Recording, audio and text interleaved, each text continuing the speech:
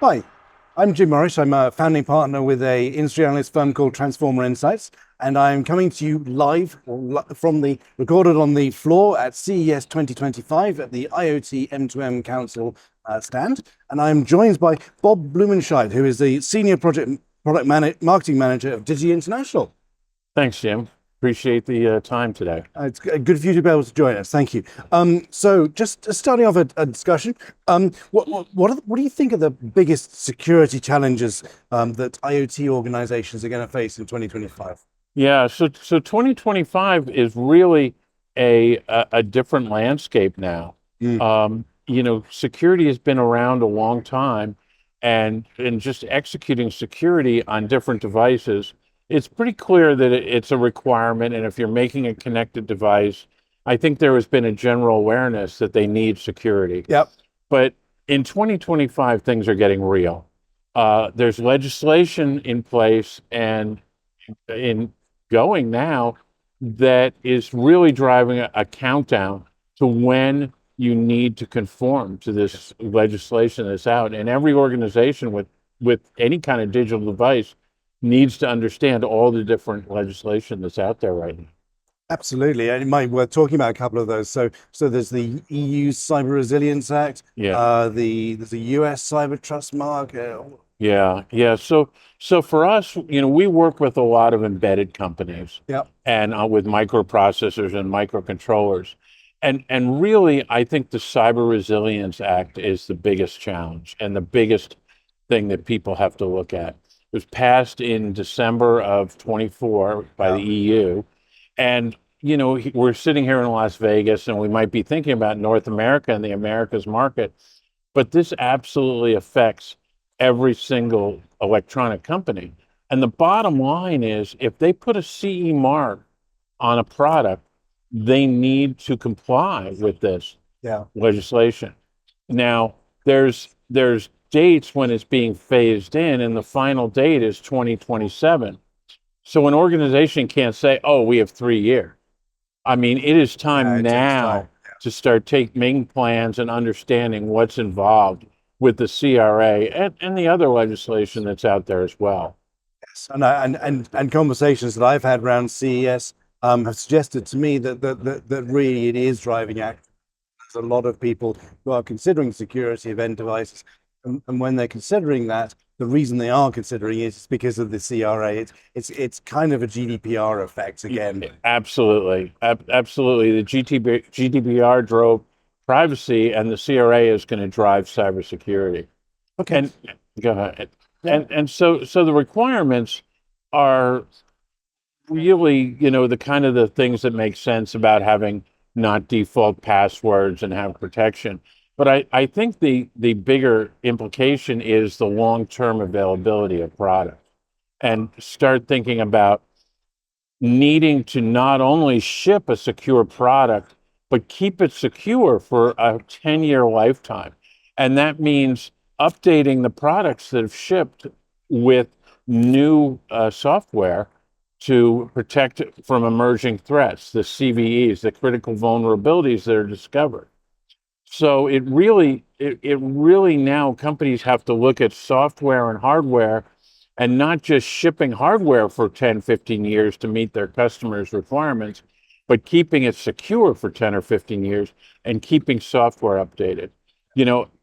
Maybe even 5 years ago in embedded development, there was a develop firmware and ship and forget.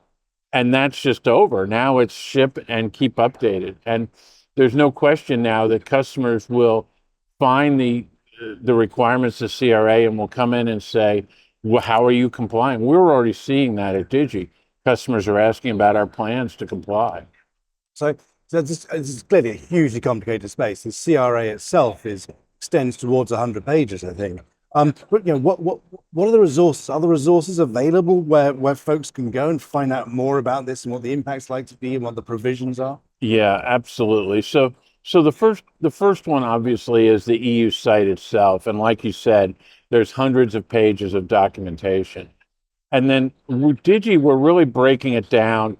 We had existing security services that we had designed to protect products 5, 10 years ago. at the chip level and at the hardware level. And we've built a set of security services that map to the CRA. So customers, we can help customers understand what they need to do and how they do it with their hardware and software. Particularly things like securing their device with secure boot, with key encryption, with encrypting all the data that's going back and forth. Some of those things are obvious.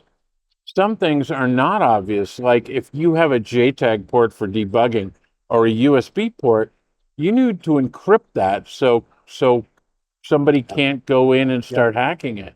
The big challenge of our products in IoT and embedded is they don't live in a data center or behind a firewall. They're available on the street and people can get them and start taking them apart and figuring out how to hack them. So we offer that. And then on the software side as well, Linux is predominant in this area and there's vulnerabilities there and there's requirement to publish a software bill of material, an SBOM, of all the software you use and all the different subroutines and applications within Linux. So we've brought in analysis tools that will let you list that. And then more importantly, a way to triage that list so we can tell you which of those subroutines you're using might be at risk. Maybe there's something you can update to and different things like that. So a lot of tools available to help the journey. Yes, a rapidly evolving environment. And I guess quite a lot of it, your offering has changed quite recently.